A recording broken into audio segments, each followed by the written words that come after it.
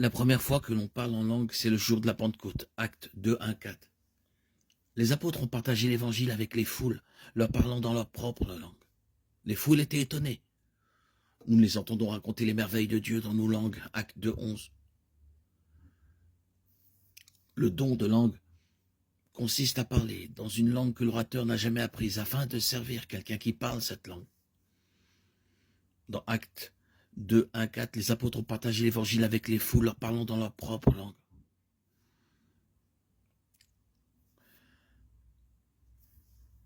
Dans 1 Corinthiens 12, 14, Paul parle des dons miraculeux en disant « Et maintenant, frères, si je vais à vous et que je parle en langue, à quoi vous servirai-je?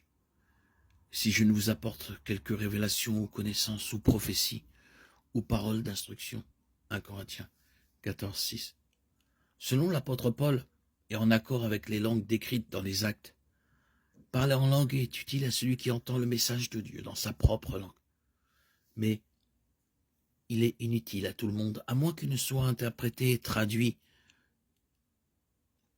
Une personne qui avait le don d'interpréter les langues, 1 Corinthiens 12, 30, pouvait comprendre ce que disait un locuteur en langue, même s'il ne connaissait pas la langue parlée.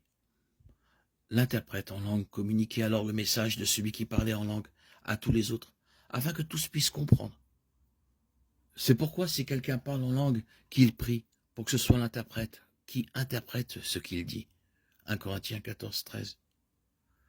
La conclusion de Paul concernant les langues qui n'étaient pas interprétées est puissante. Or, dans l'Église, j'aime mieux dire 5 paroles intelligibles pour instruire les hommes que 10 000 paroles en langue. 1 Corinthiens 14, 19. Le don des langues est-il pour aujourd'hui? 1 Corinthiens 13, 8 mentionne la fin du don des langues, bien qu'il relie cette fin à l'arrivée des parfaits. Dans 1 Corinthiens 13, 10, certains évoquent une différence de temps entre les verbes grecs qui font référence à la prophétie et à la connaissance, qui cessent, et ceux qui font référence aux langues, qui cessent comme preuve que les langues ont cessé avant l'arrivée du parfait. Bien que cela soit une interprétation possible, cela n'est pas explicitement clair dans le texte.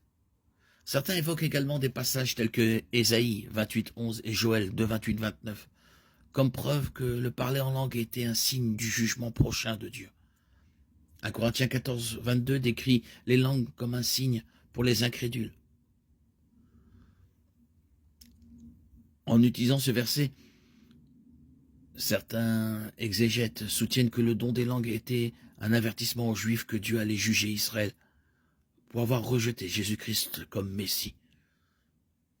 Par conséquent, lorsque Dieu a effectivement jugé Israël avec la destruction de Jérusalem par les Romains en 70, après Jésus-Christ, le don des langues n'a plus rempli son but prévu. Ce point de vue est également possible. Mais le but premier des langues qui sont accomplies n'exige pas nécessairement la cessation du don. L'Écriture n'affirme pas de manière concluante que le don de parler en langue a cessé.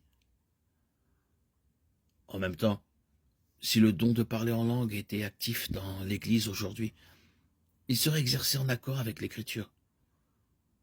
Ce serait un langage réel et intelligible. 1 Corinthiens 14, 10. Il aurait pour but de communiquer la parole de Dieu à une personne parlant une autre langue. Acte 2, 6, 12.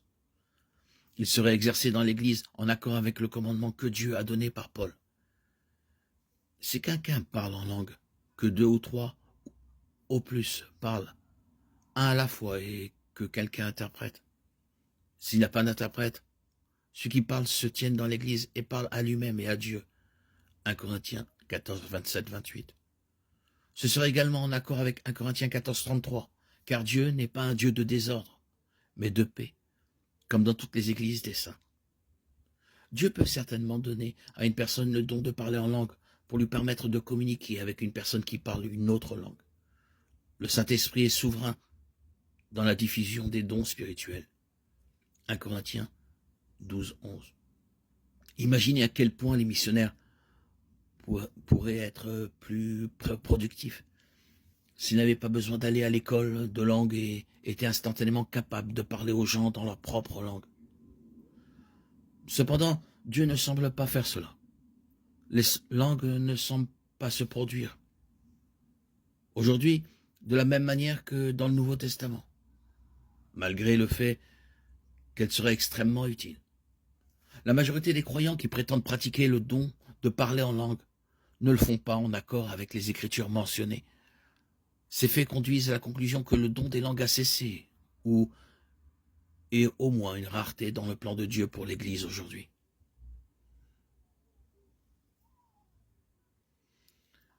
La Bible ne fournit aucune preuve que Jésus ait parlé en langue. Beaucoup de gens voient aujourd'hui les langues comme une forme de parole inintelligible et surnaturelle. D'un point de vue biblique, le don de parler en langue se produit lorsque quelqu'un parle une langue qu'il ne connaît pas, afin d'édifier quelqu'un qui parle cette langue. Au baptême de Jésus, le Père a parlé du haut du ciel, en des mots que tous pouvaient comprendre. Mais nous n'avons aucune trace de Jésus parlant en langue à cette occasion ou à toute autre occasion. De nombreux partisans du mouvement actuel des langues supposent que Jésus a dû parler en langue. 1 Corinthiens 14, 6.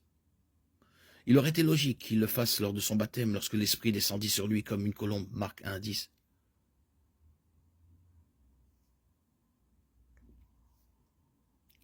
Jésus leva les yeux au ciel et poussa un profond soupir.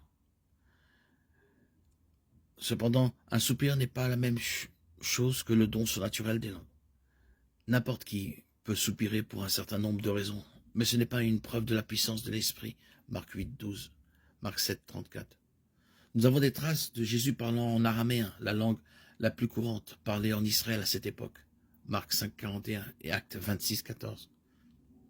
Il était très probablement familier avec l'hébreu et le grec, puisque ces deux langues étaient également utilisées. Mais si Jésus a jamais parlé avec une puissance naturelle dans une autre langue, la Bible ne le dit pas. Les langues, comme langage de prière, ne sont pas une interprétation probable de prier par l'Esprit. Romains 8, 26 nous enseigne, de même l'Esprit nous aide dans notre faiblesse. Nous ne savons pas ce que nous devons demander dans nos prières, mais l'Esprit lui-même intercède pour nous par des soupirs inexprimables. Deux points clés rendent très improbable que Romains 8, 26 fasse référence aux langues comme langage de prière. Premièrement, Romains 8, 26 déclare que c'est l'Esprit qui soupire et non les croyants. Deuxièmement, Romains 8, 26 déclare que les soupirs de l'Esprit ne peuvent être exprimés. L'essence même du parler en langue est de prononcer des mots. Cela nous laisse avec 1 Corinthiens 14, 4, 17, et le verset 14 en particulier. Car si je prie en langue, mon esprit prie, mais mon intelligence reste stérile. 1 Corinthiens 14, 14 mentionne clairement prier en langue. Qu'est-ce que cela signifie? Tout d'abord, il est extrêmement utile d'utiliser le contexte. 1 Corinthiens chapitre 14 est principalement une comparaison, un contraste entre le don de parler en langue et le don de prophétie. Le verset 2 à 5 montre clairement que Paul considère la prophétie comme un don supérieur aux langues. En même temps, Paul souligne la valeur des langues et déclare qu'il est heureux de parler en langue plus que quiconque. Acte 2 décrit la première occurrence du don des langues. Le jour de la Pentecôte, les apôtres ont parlé en langue. Ce chapitre 2 montre clairement que les apôtres parlaient en langue humaine, Acte 2, 6, 8. Le mot traduit par langue dans Actes chapitre 2 et 1 Corinthiens chapitre 14 est glossa, qui signifie langue. C'est le mot à partir duquel nous obtenons notre glossaire anglais moderne. Parler en langue était la capacité de parler dans une langue que l'orateur ne connaissait pas, afin de communiquer l'évangile à quelqu'un qui parlait cette langue. Dans la région multiculturelle de Corinthe, il semble que le don des langues ait été particulièrement précieux et important. Les croyants corinthiens étaient capables de mieux communiquer l'évangile et la parole de Dieu grâce au don des langues. Cependant, Paul a clairement indiqué que même dans cet usage des langues, il devait être interprété ou traduit. 1 Corinthiens 14, 13. Un croyant corinthien parlait en langue proclamant la vérité de Dieu à quelqu'un qui parlait cette langue, et ensuite ce croyant ou un autre croyant de l'Église devait interpréter ce qui était dit, afin que toute l'assemblée puisse comprendre ce qui était dit. La prière en langue ou parler en langue n'est pas ce qui détermine le salut. Un chrétien mature ne peut pas être distingué d'un chrétien immature parce qu'il parle en langue. L'existence ou non de la prière en langue, ou parler en langue en tant que langage de prière personnel, n'est pas un principe fondamental de la foi chrétienne. Ainsi, bien que nous croyons que l'interprétation biblique de la prière en langue s'éloigne de l'idée d'un langage de prière privée pour l'édification personnelle, nous devons reconnaître que beaucoup de ceux qui pratiquent ce genre de pratique sont nos frères et sœurs en Christ et méritent notre amour et notre respect.